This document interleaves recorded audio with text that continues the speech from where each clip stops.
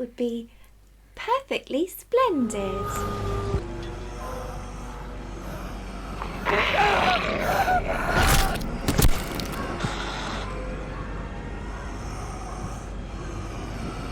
Hi and welcome to the Ruby Tuesday. My name is Ruben. And I'm Kay. And today we are talking about Netflix's original series, Season 2 of... well, it's not even Season 2. It's a different story. The Haunting of Bly Manor. After an au pair's tragic death, Henry hires a young American nanny to care for his orphaned niece and nephew, who reside at Bly Manor with the chef Owen, groundskeeper Jamie, and housekeeper Mrs. Gross. Once again, this is written and directed by Mike Flanagan for Netflix and is loosely based on the 1898 horror novella The Turn of the Shrew by Henry James. So there are 9 episodes and they range from 45 minutes to over an hour long each episode. The first thing we should get out of the way totally, if you've been following along the hype train for this series, it's one of the more popular series that people really want to watch. You'll be seeing that the directors and people have been hyping up this series to be scarier than The Haunting of Hill House. Now, I've seen it, we've seen it, and I have to say, just to put that out of your mind, it's not. Yeah. There are scary moments, there are creepy moments, and there's a creepy vibe throughout. But in no way is it nearly as scary as the first one. That's not to say you won't love it, because this is possibly some of the best action you're going to see on TV recently. I mean, I guess that's quite a thing to say at the moment because we have some astounding TV series at the moment. But the performances that you get on here are really quite amazing. And the whole story itself will leave you feeling, I would say, well, it left me feeling quite depressed. It's an emotional ride, I would say. And it's a heartfelt story. It's a story worth sticking out to the end. You're probably going to be going to yourself in the first 3 or 4 episodes, what is this? This is not what I was expecting. There's a few creepy things. There's a few catches of the eye. There's some jump scares. My friend Austin Burke is going to hate that because there's quite a few jump scares. And I know that he classes anything horror. If you have to use jump scares, then it's not just horror. Not scary enough. You shouldn't be using jump scares to scare your people. I personally think they used it in a way that made it was okay. They didn't use it that much. I thought, it wasn't overused. You're just using that as a mechanic.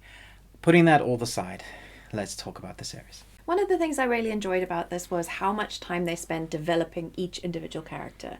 And they actually take the time, make the effort to develop all of the side characters. It's almost like there's no real main character. It's like there's all the characters are really important in the story and they all get their moment to tell their story. And I think that just adds to your emotional attachment to everyone in the series. Yeah, absolutely. I thought that the acting was really good and the accents for the most part were believable in the way that the British kids, in fact pretty much all the, well, okay, let's say the posh people had a kind of a generic posh English accent. Now, I don't know because I don't run in those circles. Yeah. I don't know if that's a real thing, but it felt like what the rest of the world thinks of when they think of really rich, posh British people. Yeah. That's the accent that they hear, and maybe it is. I don't know. Tea with the Queen. Yes, with the pinky. Well, maybe they did just model it on the royal family. Who knows? Yeah. The score, or lack of, in places, I thought was a really powerful move when it came to developing the tension that they want. So although it's not straight up horror, the tone and the tension of certain episodes and scenes when there needs to be is there's a really great choice moments of when to have score. Yeah. And so there's great scenes when there's just nothing, and so you get the creak of the floorboard. You get that kind of, when you're looking in a reflection, and even like late at night, you're going to the bathroom and you look at the reflection, you scared the crap out of yourself. Yeah. We see something, I swear that's a giant spider, I swear there's a monster, but monsters don't exist, or do they? And so you have that is portrayed in this very well, and it just really heightens that sense of tension when there's no score. And yet, when they put the score in, it's equally used in such a way. And I have to say that the editing in this should be praised. Yeah. There are transitions in this series that are blooming brilliant. And we're going British. Blimey. Poor blimey. That's a great transition. You'll just notice this. Maybe noticing it isn't a good thing because it takes you out of watching it, but maybe as a person who likes film. I didn't notice them. I see. I was just like, oh, Well done. Oh yeah. And so I just thought it was really good. yes, I really appreciated things like that. The filming overall is Oh, it's fantastic. The very cinematography and the lighting, especially at Colours, night, yeah. the way the color palette is used. There's multiple lake scenes which I just really appreciated. The mist coming off the lake, the airy prosthetic makeup. Yeah, that's good. Would you like to talk about the theater experience? It does feel very theatrical. It actually feels like you could definitely watch this as a stage play. It reminded me a little bit of The Woman in Black. Mm. That sort of you could create that horror, that fear. Yeah, absolutely. in a real live performance. I think. It's scripted in such a way that is very clever. Yeah. I think the scripting is excellent, mostly because there are things that come back to play in later episodes. So you'll hear repetitions of words or phrases that is so used clever. so cleverly. I would love to see the storyboards for this. Yeah. And the scripting that goes along with certain scenes, because the thought out planning for the story. So when you get that fruition of the reveals, I would say, oh, okay, so I see what you did there. It's almost like it's one that you could study. Yeah. And you could go back and you could pick out the key words and go, they actually told you, like, right from here, the character, it's like subconsciously they're figuring it out and they start to say key words. And you're like, wow, that's 100%. You could watch amazing. this 2 or 3 times and still see things in the backgrounds, still be working out things that characters said or kind of gave you clues as to what's going on. I do think, for me, that the actors were great, but you will recognize some actors from the previous series, The Haunting on Hill House, whatever, the first season. I missed It's gone. It's Ghost Miffy. Yeah. And it took me a while to adjust to them, because I did do like a rewatch the trailer, reminded myself of those characters and actors. And so if you have that fresh in your mind and you remember some of the actors, it might take you a little while just to kind of get to grips with what these new actors are, because there's no crossover. It doesn't link to the first season. It's a separate story. But some of the actors are now playing different characters. That you'll be like, okay, that's weird. Yeah. At the same time, there are 2 young protagonists here, the daughter and the son, that I just wanted like praise and clap, because I thought their acting was phenomenal. They sometimes outstage their adults, and that's because they get to play multiple things that are going on with them. The way they act when they're influenced by ghosts or scariness that's going on around the house, they have to portray multiple emotions that range, that there's a great range of emotion, from absolutely just traumatized to like a ghost faced to happy, and they switch left, right and center. Both of them were excellent. I was just like, these are kids to watch, because I'd love to see what they're going to do in the future. That's not to say the adults aren't excellent. Everybody's brilliant. There's a creepy father figure from Gerald's Game. He's one of the main actors in this, and I thought he was excellent. The main protagonist, the au pair, I thought she was really great. I loved some of the relationships, but it did take me a while to get really invested with the characters, because I wasn't expecting it to be what it is. Yeah, more drama than horror. Lots of drama. It's like a drama with a supernatural edge. Yeah, exactly that. But I have to say, when it came to the ending, I was really gutted for some of the characters. You know, what goes on in the story. It's a tragic love story. It's a tragedy.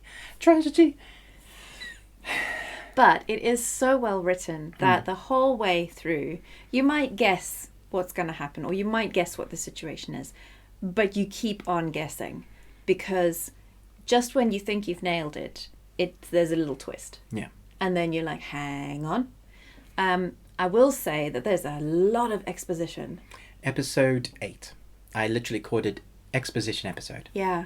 Where basically, like, everything is explained. That is a drawback for me. I dislike exposition. If you can't show it, if you have to tell it, then you've put too much into your story and you haven't. The story's a bit complicated. Yeah, so this is a complicated story. So much so, there's literally half an hour of exposition.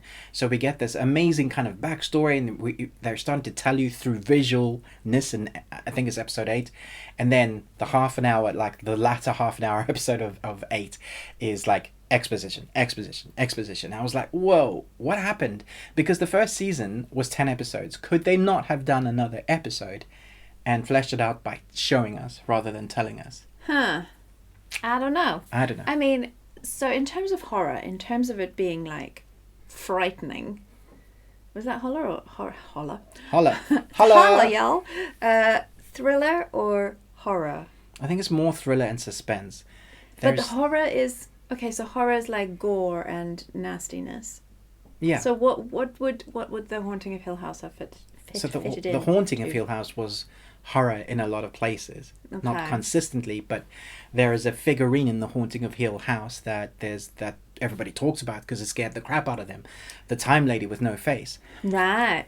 So I am the kind of person who gets very disturbed by horror and very disturbed by scary things, especially supernatural scary things. Yeah. And I have to say that I didn't find this terribly scary. Yeah. You do get scared easily. I do. Yeah. I do genuinely get scared easily. And I found this more moving and tragic than terrifying. Okay. So if you go in with that sort of expectation, I think you're going to love it if you know what you're getting into. It's not straight up going to scare the crap out of you. It might just move you emotionally. It's phenomenally acted. It's phenomenally scripted. I'm still going to give it an A. Yeah. Because I enjoyed it that much. Yeah. But once I understood what I was watching, I was like, okay, this is what it is. Scary parts in moments, great story. It's a thing that you have to let unravel as the puzzle pieces fit together. Yeah. Last thing. I figured out most of everything, like by episode 2. And I kept second guessing myself. Well, maybe it isn't that. I think for the most part, you're going to guess most of the surprises. I think you got them. Yeah. Yeah. So there's a couple of ones that are like, oh, I'm really glad it went that way. So you know what's going to happen, but you're glad it's going that way. Yeah. If that makes sense. I mean, there was still definitely a twist at the end, but you know. Yeah. In fact, we're going to talk about a spoiler ending reveal because we kind of want to talk about it. So do check that out. Thanks so much for watching. What are you going to rate it? What am I going to rate it? What are you going to rate it? Rate it. What are you going to rate it? I'm going to rate it. I think an A is accurate. Cool. Yeah. Cool beans. Yeah. Let us know in the comments below how excited you are for this series. We're going to do a spoiler review that will be released. Oh gosh. Released? That will be released on the Friday when the series is released. But for now, you're getting this, I believe, on Monday. You should be watching this on Monday. It's Monday, right? It's Monday. Yeah. Thanks so much for watching this. But most of all, until next time, remember, live long and Tuesday. Wow, that's energetic. Man. Sorry.